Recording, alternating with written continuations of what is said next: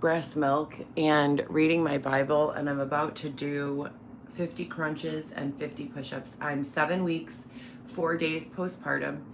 I just had a baby on February 19th, Weston Mateo. What Mateo means gift from God. And I have 3 other children. Alexis, 17, 15, and 10. So I am not trying to lift weights. For anyone who's been a part of my experience, I am a weightlifter. That's my favorite form of fitness, but I'm not trying to restart weightlifting right now. I want to breastfeed and stay like not fat, but fluffy, soft until Weston is at least a year old, just because I don't want to increase my testosterone, and weightlifting is 100% a testosterone increaser. I'm still taking prenatal vitamins, and I will as long as I'm nursing the baby and pumping breast milk when he's not here. And so that's my main focus, is doing what I need to do to keep the breast milk as healthy as possible. So I went to the outdoor gym like 6 or 7 times, and I started pumping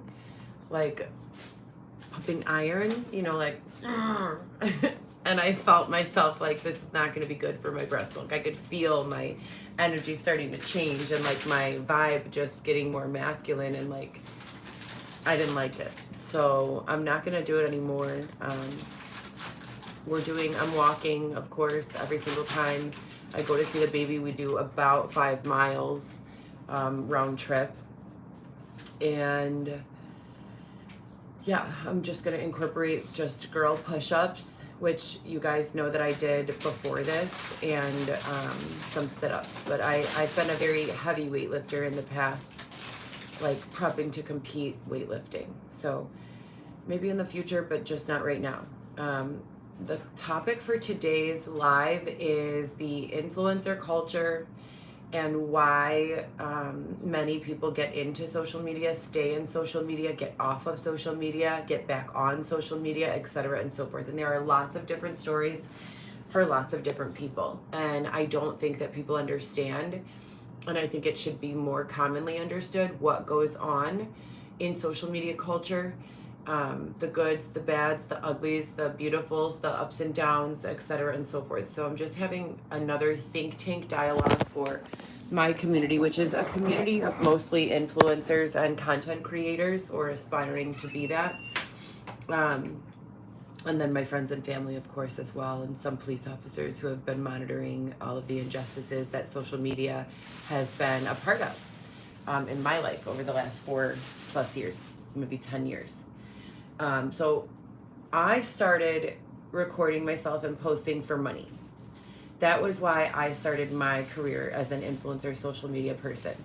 And that was my main purpose. I stopped really posting a lot of things about my children because the niche that I was involved in from 2015, 16, about 2016 to about 2017 and a half, 18, was camming.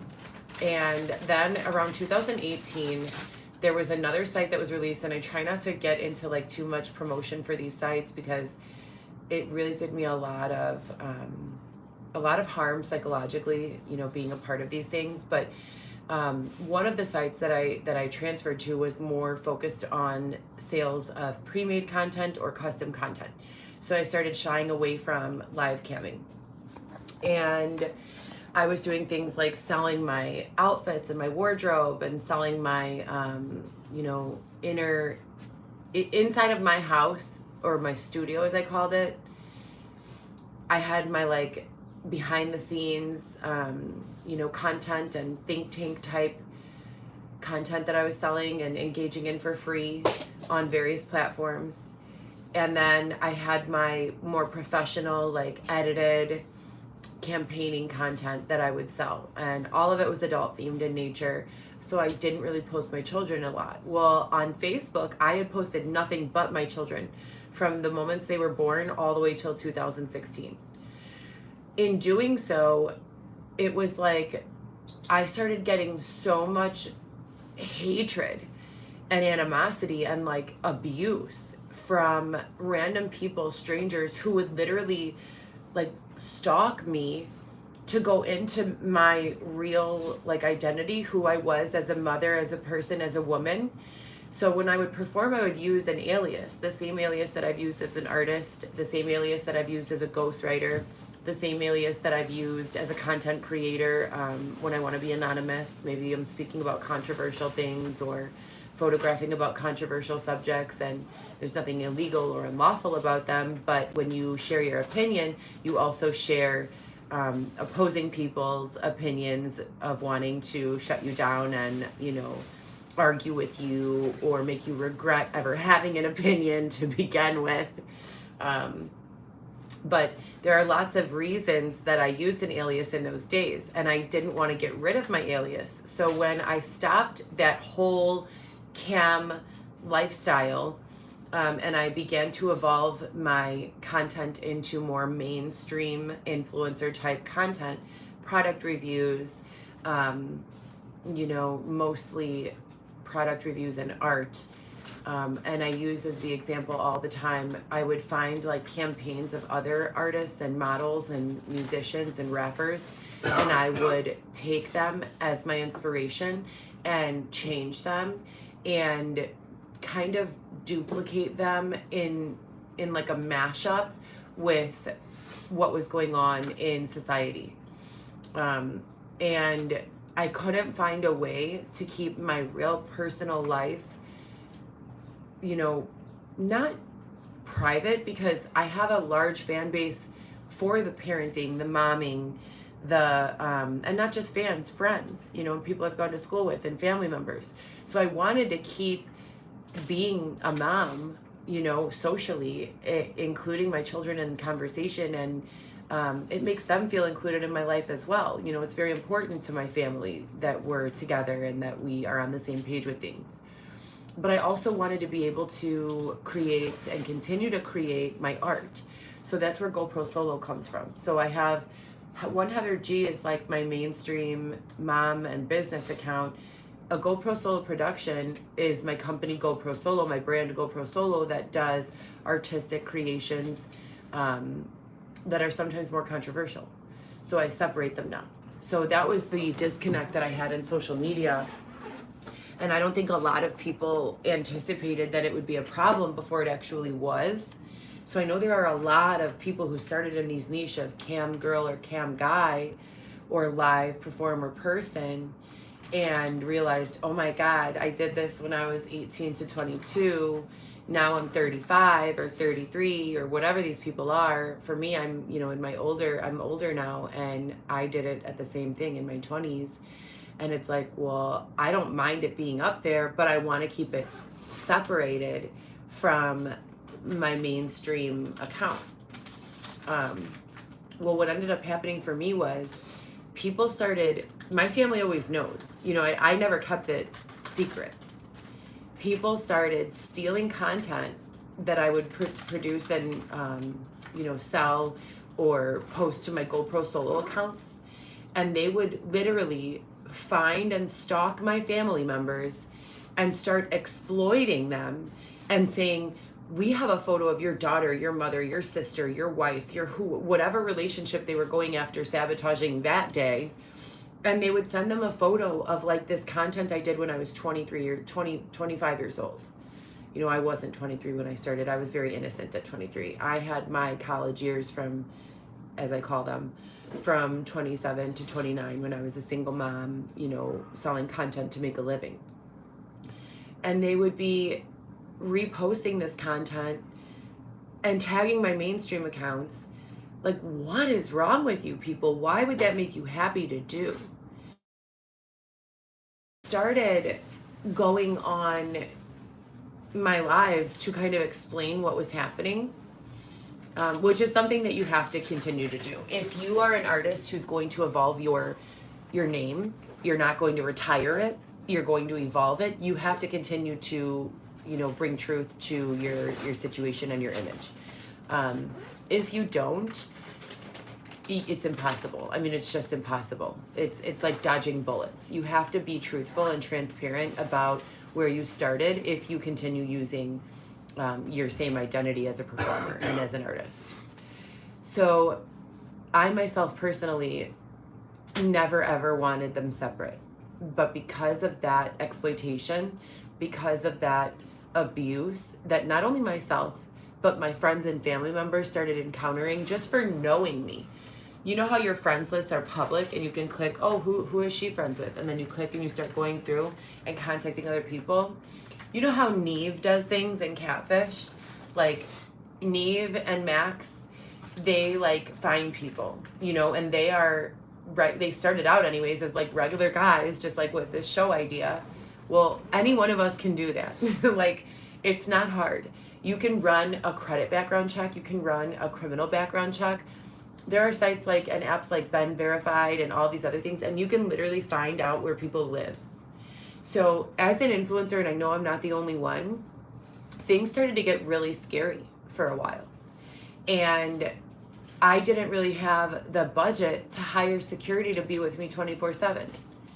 So as that started happening, along with other things in my house, someone tried to break into my home when I was home alone with my children on Thanksgiving Day. I called law enforcement and they didn't even like dust for fingerprints or anything. They were just like telling me that I was overreacting. I moved and got a new apartment. Several people started breaking in there, stealing like food out of my fridge, stealing my clothing, taking photos of themselves in my apartment and posting it publicly. I would go to law enforcement and they would say that it was a scam or it was a game or it was like something that I was engaging in for views or likes. I swear it was not. I swear I never gave anyone permission to come into any of my homes and do any of that weird stuff. Never, not once, ever in my life, ever. It was not a hoax. It was not a scam. And the line between reality of what we're living and reality of what law enforcement and the general public are perceiving becomes very, very skewed. And that's a very dangerous place to exist. Very dangerous. So I started like taking these long breaks from doing any sort of content creation, and you know, then I would get back into it until it started getting bad again, the harassment, and then I would stop again. When it's your passion to create art, when it's your passion to, you know, curate and produce and direct, and we're living in an evolved world where we have society of live, society of content creator, society of influencer, and you can build your own demographic of an audience or several demographics of an audience. Law enforcement needs to look different. You know, imagine you're like, who's someone famous, you guys? Like, who's the most famous person we can think of? Babe, who's the most famous person you could think of? Jennifer Aniston. Okay, say you're Jennifer Aniston, right? Jennifer Aniston, she has like a security team if she goes outside, right? You don't really see Jennifer Aniston like just walking around down the street. Like it's rare. Have you ever seen it? No. I've never seen it, you know? And so when you're a regular influencer and you don't have a security team and you're just walking around and there are people who disagree with you, don't appreciate you, like I'm sure Jennifer Aniston has haters and has stalkers and all of that. Well, as micro of an influencer as you think you are, people get weird. Like they start getting weird. And there has to be a way, and I've talked about the evolution of all systems. I've talked about the evolution of systems like the criminal justice system. I've talked about evolution of like systems like Department of Child and Family Services systems. I've talked about evolution of systems like housing and shelter systems. In the world that we're living in, where you can literally be recognized, well-known, famous, but not paid, how do you protect yourself? And once you have that sort of exposure, everyone knows what goes on the internet remains forever. You can pay $1,000,001, right? You can pay $1,000,001. It won't matter. And let me tell you why. Even if someone is paid to handle your SEO, that becomes an ongoing job, because they can handle your SEO and make sure that when someone Googles your name, there's only positive results and flattering photos where you look beautiful and gorgeous.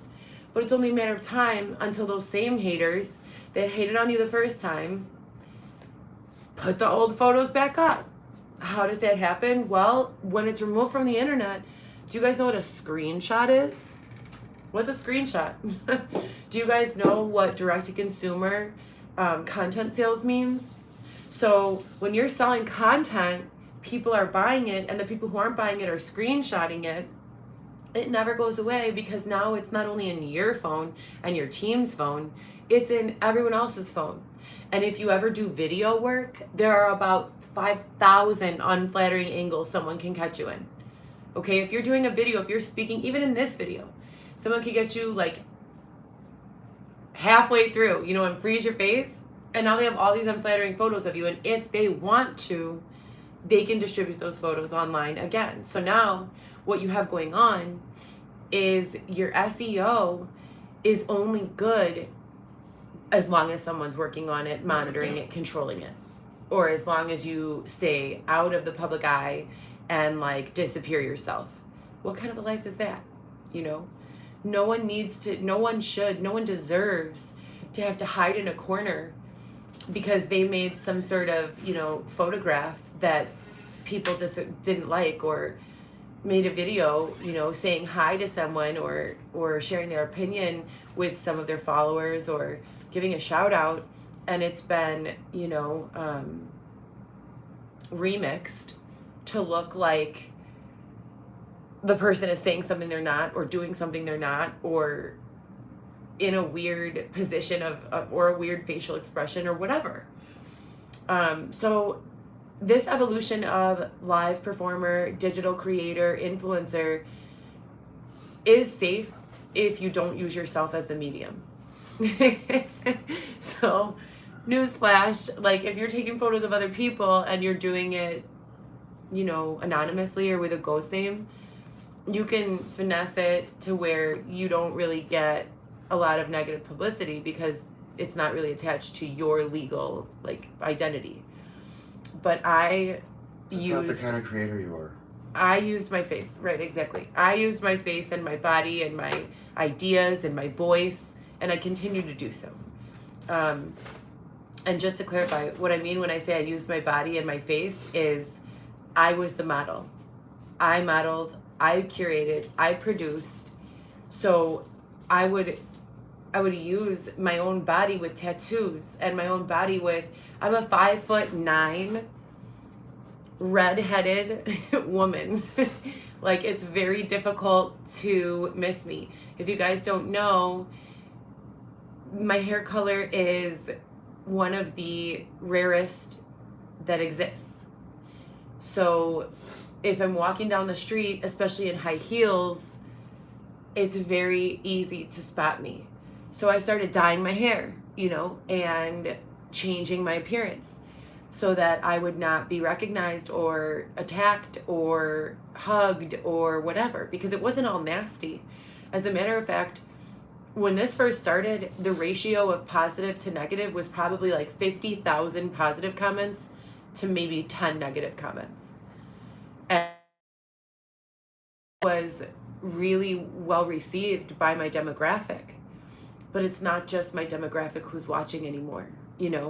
People find out about you and they begin to hurt your feelings or my feelings. And I'm a very sensitive gal. Like, I am not I'm strong physically, and I can lift and grow my muscles really big, and I can get through hardship, and I can blink at the ceiling and make it look like I'm not crying, or put on some big sunglasses and a mean face. But at the end of the day, it hurts my feelings a lot. And whether other people are willing to admit that or not, we're only human until we become numb. And a lot of people are attacked verbally because they become numb. And they're called narcissists, and they're called assholes, and they're called bitch, or all these other nasty words. But the truthfulness of the situation is that unless you become that hardened individual, it hurts a lot to be, speaking openly and vulnerable in front of a camera. And that's not, unique to any one niche. You could be talking about pet supplies. You could be talking about parenting. You could be talking about anything. being on camera puts you in a vulnerable position and opens you to a world of love and a world of hatred. And as long as they are well balanced, you can do it. Most people can handle it. Not most, some people can handle it. But it has taken me literally multiple physical assaults, numerous smear campaigns, and just verbal assaults, psychological assaults, and several years of not being able to live with my children because I can't ensure our safety. Like, that is crazy. We just finally got into a housing program where I can bring my baby, right? And I can stay inside with my baby or go for walks with my baby and feel safe. That took 5 years of being abused and a whole team of people watching, evaluating, making changes to social media, updating privacy practices, updating rules and terms and legals, 1,000,001 police reports, and nothing is perfect, but what are you going to tell creators, that they're not allowed to be a parent anymore? No, that's obviously not realistic either.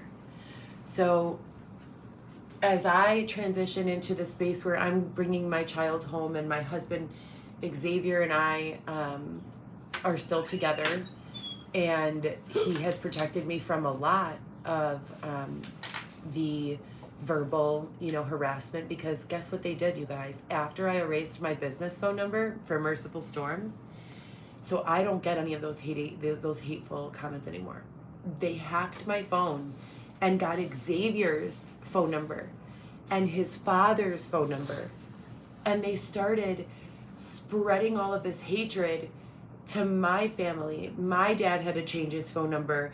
Xavier's phone number is now infiltrated. Xavier's father's receiving these messages.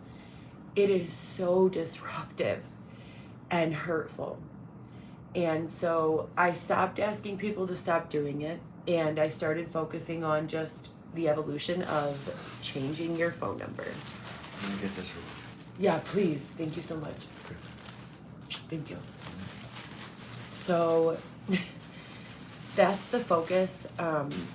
As we grow the communities in any sort of public sphere, whether it is a community of 200 and they are talking about like bocce ball club or whatever their club is, we have to be aware, from a perspective of law enforcement, from a perspective of creator, from a perspective of general public and society, that there are these new threats. In the days when I went to school, we only had to worry about the kids in our class bullying us. Today, our children have to, be aware of the opportunity for thousands of children in thousands of classrooms to bully them or to be kind to them. So the What's Your Impact campaign was the campaign that we launched last week, and I created a TikTok about it, and I circulated that on GoPro Solo. If you're not following the think tank for GoPro Solo, it's public, it's open to the public, you don't have to be approved. If you want to be on my personal page, you have to be approved, my personal blog, and as soon as there's one negative comment, you're blocked on my personal page. On the public page, a GoPro Solo production, comments are limited or turned off entirely, but the DM is open. So for a GoPro Solo production, that's the Instagram page. YouTube only has one page, and it's for GoPro Solo, and my personal blog is strictly on Instagram. My personal blog has been hacked and shut down so many times, and it's very painful. This is where I'm choosing to, keep my life documented, and that's something that's like a gift that I'm creating for my children. I would love to be able to have hours and hours of video and photo and memory of my mom talking about what I did and what her experience was with me to look back on, right now. And that's something that technology allows us to have for our children. So I have a personal blog that's the number 1 HG 1 Heather G, and that's on Instagram. and then you'll have to, apply to follow it. If you don't have photos on your page, or it looks like you have like a very weird page or like some sort of offensive profile photo, I won't approve it. But if you have, what looks to be like a regular mom or like parenting or like friendship or like personal page, I will. And as long as like you're nice, I won't block you. You can disagree with my opinions on stuff, and you're more than welcome to DM me and have intelligent argument with me. I'm more than willing to respond when I have time. And it's like I always tell my children, if you disagree with me, tell me why you disagree and try to convince me of otherwise. Healthy disagreements are allowed in life. They're natural in life. But the GoPro solo page is open. You don't have to request, the approval to follow. You can just follow. And the purpose of that page is to create campaigns like this, the Impact Campaign: respect, family values, integrity, and kindness, and kind of come together or be inspired. It's a think tank, for these kinds of ideas that we can use to help our children, to help our children's children, to help our friends' children, to help each other. Be inspired to not hurt other people, be inspired to support other people, be inspired to, create content that's not only funny or weird. There's a lot of obnoxious content out there, you guys, like a lot. Like, we have children who are struggling to, have a pair of shoes. Their parents, are going through it financially, and then we have an uneven amount of content where it's kids spending $1,000 on a 15-minute shoot just in supplies to fill a pool up with, Orbeez. Meanwhile, the kids in, my daughter's class maybe have never even had an Orby in their life and are like so excited to get a small pack of Orbeez. So I want us to create content that makes people aware of that difference in socioeconomic class and ability and opportunity and availability, and make our content focused on out to that demographic. Maybe not including them in the actual content creation, because that gets a little weird too, but like making a way for them and making a way to inspire the kids who do have, to be kind about having it and not embarrassed, but and not even embarrassed is not the word I'm looking for. It's not that they have to hide that they have it, it's that they're sensitive to those who don't have it. And I think that culture is it's an overlooked demographic. There aren't that many content creators getting deals who have that as their main focus, or as their main, it's not a niche, as their main like topic. We have a lot of, how many ridiculousness type content creators are there? Look at that platform, World Star. Why do we have that? I am not gonna lie, I have laughed a lot at a lot of that stuff, but I had to stop following it because I had to ask myself, if it was me or one of my children in one of these videos, would I be, most of them, I would be humiliated, Does anyone want to be in one of those videos? Like, probably not, So we're always gonna have that because there are assholes in the world. But the kind people, like the content creators who care, like the ones of us who see what this is doing and don't like it, we can't just get off of social media. That would be the worst possible thing that could happen. If those of us who are, valuing things that are not being spoken about or glorified just jump off of social media, like I have this newfound interest in going to church regularly to pray, not necessarily attending a church ceremony or sermon. I've gone to 2 in the last month. I like them, but mostly just going into my church, utilizing the space to clear my mind and pray. reading the Bible, trying to become more aware of how the way life was lived in the time of the Bible can be and the lessons can be translated into what we're living today. And so if we can start and campaign for week 4 is denude. That is so against the mainstream right now. Like, if you want to be popular, you have to show cleavage, belly or booty. Like, that's the way it's been since social media came out. Where are the content creators who are willing to say, let's make something else popular, you know? And not even at the expense of calling out the opposition, because they're not really opposition. I don't want to do that. I don't want to make it a war. It's not a war. It's not a war.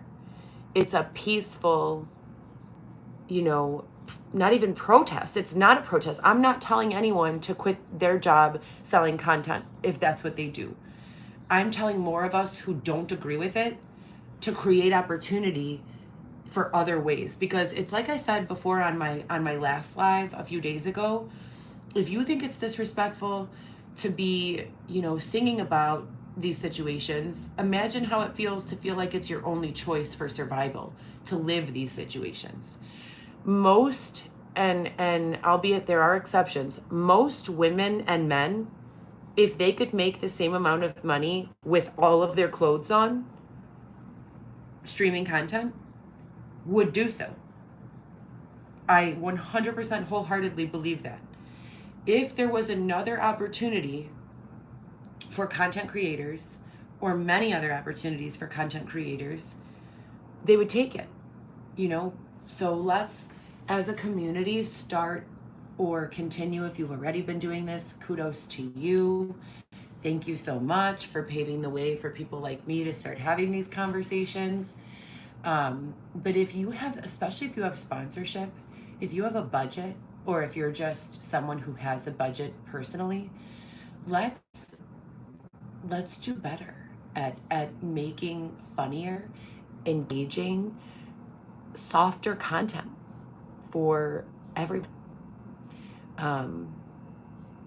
And the real hurdle and the most important part of that is creating awareness for what happens or what has happened historically without giving bad guys more ideas. Like, when I talk about the things that have happened to me, it's most certainly not so that they can be repeated on someone else. So I myself am trying to find a way to actually discuss these things without being specific, but being specific enough so that you get the idea that it was actually serious, but so that I'm not giving like the bad guys, more ideas for how to be like awful. You know what I mean? It's a very convoluted set of circumstances. That's why it sounds like this. I'm an excellent speaker when I have a topic and a script. When we're doing like just this think tank freestyle idea, and all of these subjects are very sensitive in nature, you have to be a very responsible speaker. And there's a lot that has to go on in your mind to talk about these, kinds of sorts of subjects and subject matter. Like I said, without glorifying, as they put it, the negative things that have happened. But I want to shout out my team, even if you guys are incognito. Thank you to any single person or group who has stood behind me and helped me, protected me in any way, spoken out against, the people who have done really nasty things to me. It means a lot. A whole lot. So thank you very much. Lastly, because of those smear campaigns and the targeted attacks and nastiness that has transpired, a lot of the time I have felt obligated. And I was talking about this with someone yesterday while I was feeding my son. I'm breastfeeding my son and I'm trying to stay calm, but I'm also trying to explain why I feel the need to have 1,000,001 photos. There have been a number of times when who I am in my true identity has been exploited, remixed, altered, or negatively circulated after being remixed. And what I mean by that is they take who I am as a woman and a mother in real life, a fitness professional, a medical professional, a woman, a mother, all these things. And if I'm not doing every one of those things at all times, they begin to circulate nasty rumors that I'm a liar or a catfish or a, what's that word, a fraudulent or a scammer or a plethora of really nasty, unflattering things. And our reputation is what we have. And our reputation affects not only ourselves, but our families, our children, our friends. You know, once it becomes mainstream that you are or are not one of these things, it becomes incredibly difficult and takes a lot of money, time, and effort to prove that you are not. And that is why a lot of the influencers and content creators feel this enormous pressure to always be going live, to always be in their niche, to always be doing the thing that they're supposed to be, or, you know, known for doing. Do you guys understand that there are 24 hours in a day? So I can do 50 sit-ups right now and still not be claiming that I'm back into weightlifting, and also not be lying and saying that I have a fitness background, that I've worked as a personal trainer, that I am strong, that I can lift a heavy amount. You know, I shouldn't have to sit down and say, well, yes, I can lift a heavy amount, but what's going on right now is that I'm generating a lot of breast milk, and it's really important to me that he's nursed, but, you know, he's not exclusively nursed because, and then I have to worry about the mom group saying, well, she's not, you know, saying enough about breastfeeding, and the fitness group saying, well, she's not really a fitness professional anymore because she doesn't want to lift heavy. And then I have to say, because it produces testosterone. And then the scientists are like, well, in some cases, you know, and then you have all of this opinion. And that is why a lot of the content creators are like feeling so stuck in their niche, because it is unforgiving to just be who you are. So keep being who you are, but you have to be strong enough to do it, you know? And so that is what I mean when I say the evolution of the live culture and content creators and social media and all of these things. We have got to evolve our systems in the world that most of you have no experience with, because the technology that we have is conflicting with those systems. We have to evolve them. All right, you guys, so that's the think tank for today. I'm gonna jump off and do 50 or however many girl push-ups that I can get through, and some sit-ups. I'm not really doing heavy lifting, and I'm doing a lot of walking. We're walking like 5 miles on average 3 times a week. On average, 15 miles a week, spread over however many days in the week there are, 7 days. Oh my gosh, that sounded so dumb. All right, you guys, have a great day. And thank you for coming. And I hope that this has inspired some sort of amazing content in you.